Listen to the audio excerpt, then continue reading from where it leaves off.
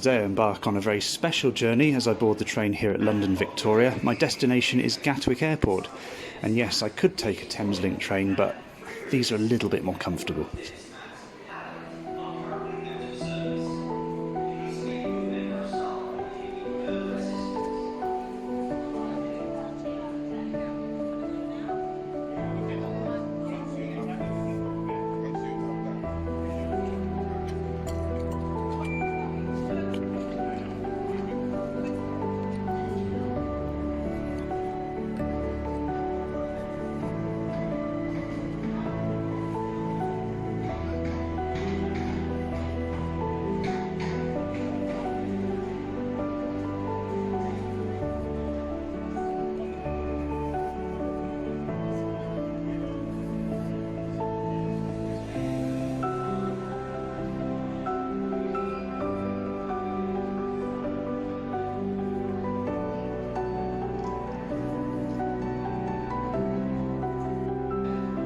And would you check out that 1980s Network Southeast clock, still working? I absolutely love these. Sometimes you're just drawn to a very nondescript sort of place. This is just an average station really in the middle of Surrey, Sussex. But to me this is Ifield. This is where I moved 22 years ago when I left home, when I went to work on the airlines at Gatwick Airport. So join me as we take a journey from Ifield to Gatwick Airport. This was a journey that I did quite often, and hopefully stir up some nostalgia, for me at least. And this here is the flat that I used to live in. It's a ground floor flat, you can't actually see it. It's just behind those bushes there.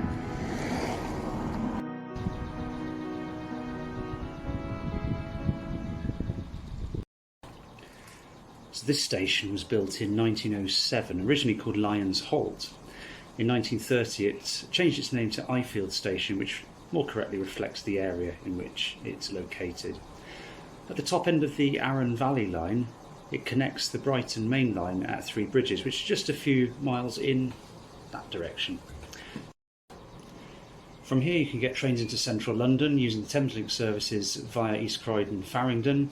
You can also change at Three Bridges and get trains into London Victoria. If you go the other way, direct trains to Horsham, and then changing at Horsham will get you direct trains through to the south coast, such as Bognor Regis, Portsmouth and Southampton.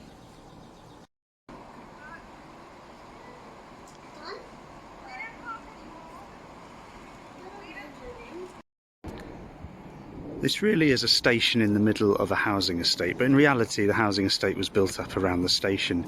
You often get this in the southern region due to the not so generous gauging of the infrastructure.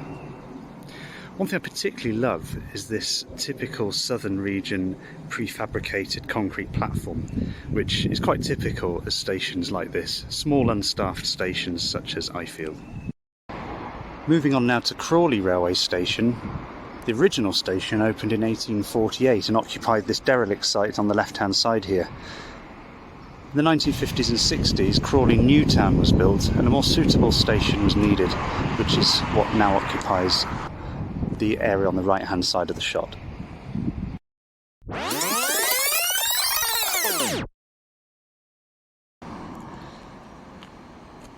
So in the heart of the London to Brighton main line, we now move on to Three Bridges. That way is Brighton, that way is London. The line is very, very straight at this point, and there's lots of platforms here at Three Bridges.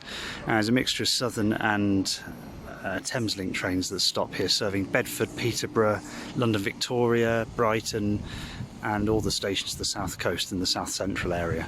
So it's quite a big, busy station. And of course here you've got this building here is the Three Bridges Signalling Centre, which covers quite a large chunk of this line, and just beyond here to the right is the Siemens Thameslink depot where the trains are serviced, and here's one coming in now.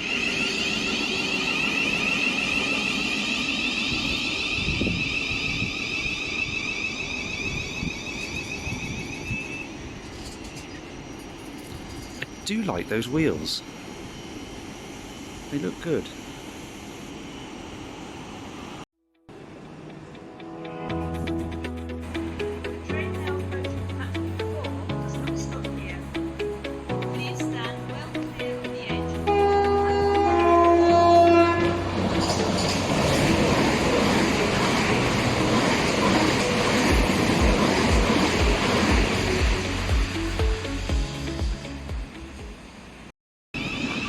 interesting thing about Three Bridges Station is it's on the site of a junction where the Arun Valley line branches off the Brighton main line, as mentioned earlier in the video.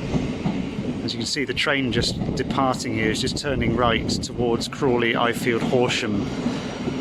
And if it were to carry on beyond Horsham, it would get to Littlehampton, Bognor Regis, Portsmouth Harbour and Southampton. This is where the line divides.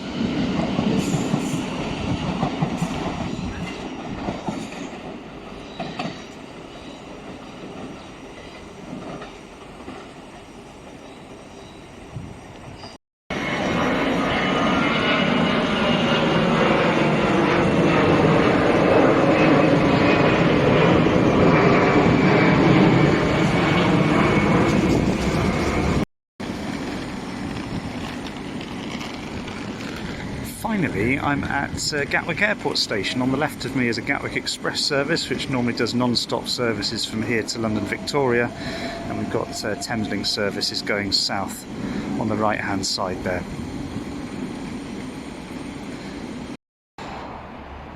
The original Gatwick Airport station was actually located a little bit further along the line south to serve the Beehive terminal, which still exists to this day. It's now used as offices. It used to be used as the headquarters for GB Airways, which I know very well because I used to work for them. And there was actually a tunnel connecting the railway station and the Beehive. When this airport was rebuilt in the 1950s, the railway station was relocated to the spot I'm standing in now.